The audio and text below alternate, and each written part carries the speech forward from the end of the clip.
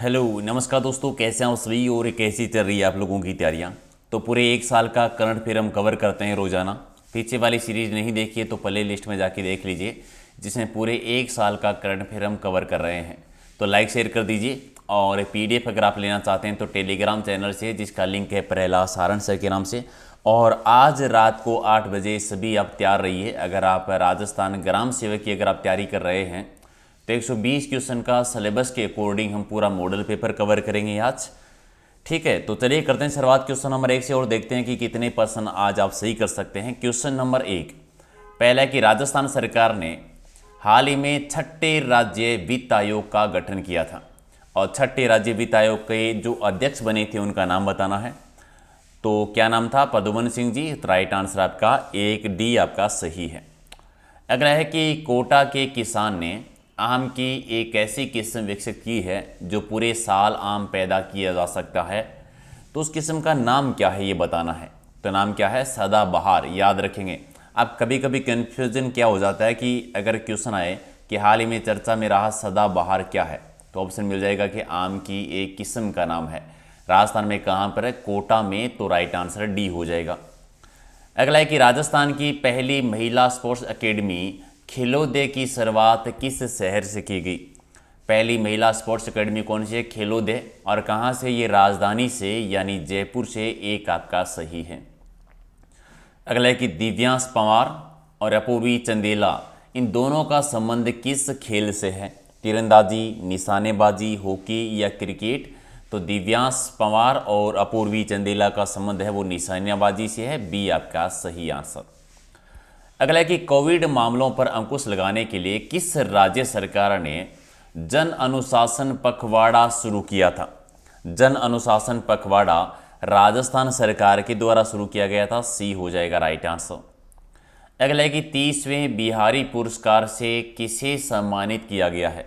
30वां बिहारी पुरस्कार दिया गया था मोहन कृष्ण बोहरा को। मोहन कृष्ण बोहरा यानी बी आपका सही है। नेक्स्ट है कि मेरा घर मेरा स्वर्ग, मेरा घर मेरा स्वर्ग टाउनशिप आवासीय स्कीम किस राज्य सरकार के द्वारा बुजुर्गों के लिए चलाई गई? मेरा घर मेरा स्वर्ग ये राजस्थान सरकार ने ही चलाई थी बुजुर्गों के लिए। तो राइट आंसर आपका बी है। अगला है कि निम्नलिखित में से कौन विश्व के सबसे बड़े फिनटेक फेस्ट 2021 के मुख्य अतिथि बने थे? फिनटेक फेस्ट 2021 के मुख्य अतिथि निर्मला सीतारमण जी को। सी आपका सही है। अगला है कि हाल ही में the western naval command selling championship 2021 का आयोजन किस शहर में किया गया? The western naval command selling championship 2021 का आयोजन बम्बई में हुआ था। बी सी आपका सही है। अगला है कि संयुक्त राष्ट्र के इंटरनेट गवर्नेंस फोरम 2021 में देश का प्रतिनिधित्व करने की जिम्मेदारी निम्न में से किसको प्रदान की गई?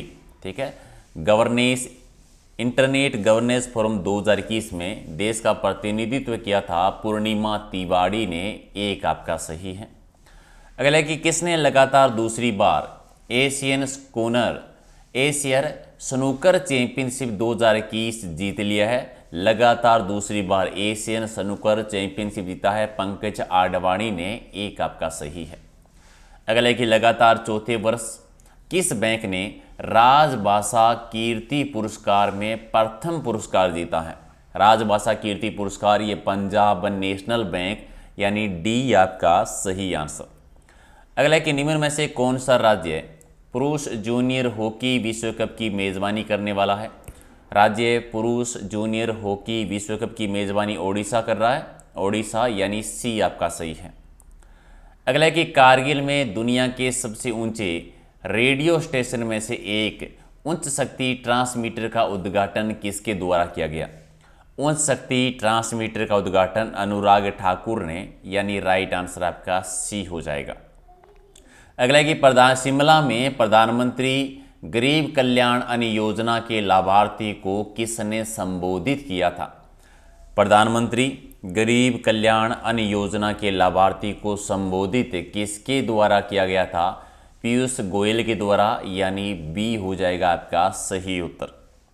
चलिए अगला प्रश्न देखिए, वेरी वेरी इंपॉर्टेंट, कि व्यक्तिगत उपस्थिति वाले पहले क्वाड शिखर सम्मेलन 2021 को किस देश के द्वारा आयोजित किया गया? क्वाड शिखर सम्मेलन 2021 का आयोजन संयुक्त राज्य अमेरिका ने किया, यानी बी आपका सही आंसर।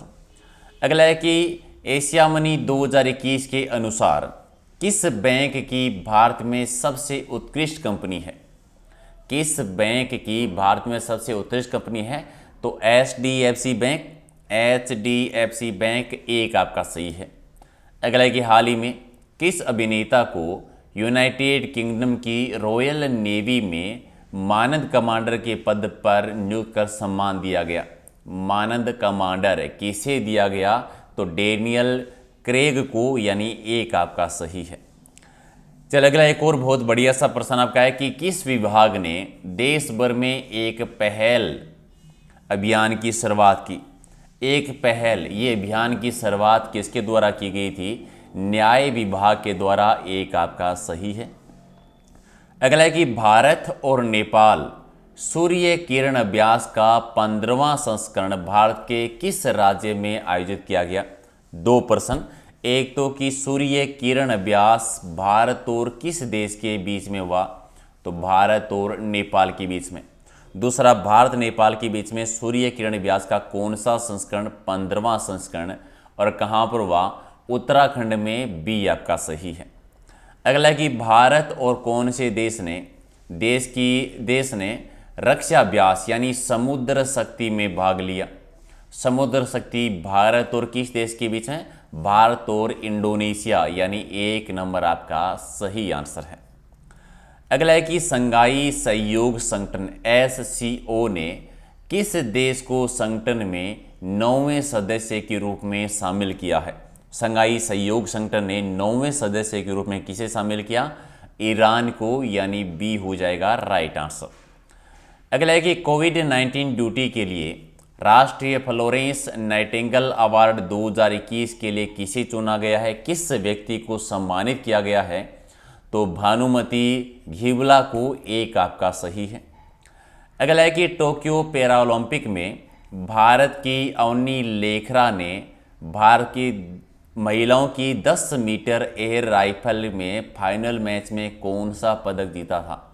अवनी लेखरा, जिन्होंने गोल्ड मेडल जीता, स्वर्ण पदक, यानी एक नंबर आपका सही आंसर। अगला है कि ओडिशा सरकार के द्वारा निम्न में से किस हॉकी खिलाड़ी को बीजू पटनायक खेल पुरस्कार प्रदान किया गया? एक तो बीजू पटनायक खेल पुरस्कार किसे दिया गया? अमित रोहितास के द्वारा।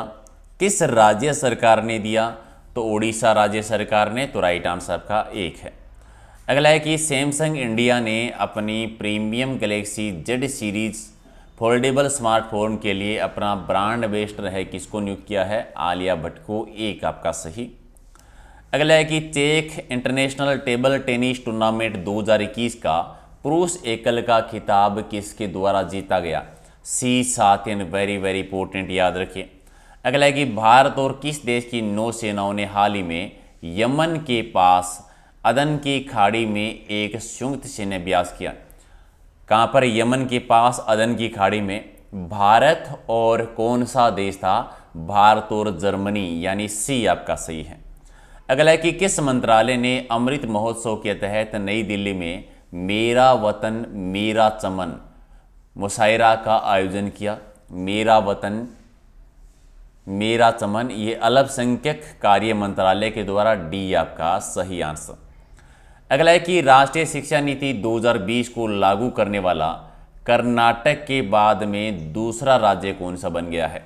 पहला कर्नाटक और फिर MP मध्य प्रदेश, तो राइट आंसर आपका सी हो जाएगा सही आंसर। इसके अलावा मोस्ट इंपॉर्टेंट चीज़ आप याद रखिए, आज रात को 8 बजे अगर आप वीडियो की तैयारी कर रहे हैं, ग्राम सेवक विकास अधिकारी की तैयारी कर रहे हैं, तो एक फुल मॉडल पेपर होने वाला है, यानी पूरा सिलेबस के अकॉर्डिंग 120 क्वेश्चन का टेस्ट है आपका।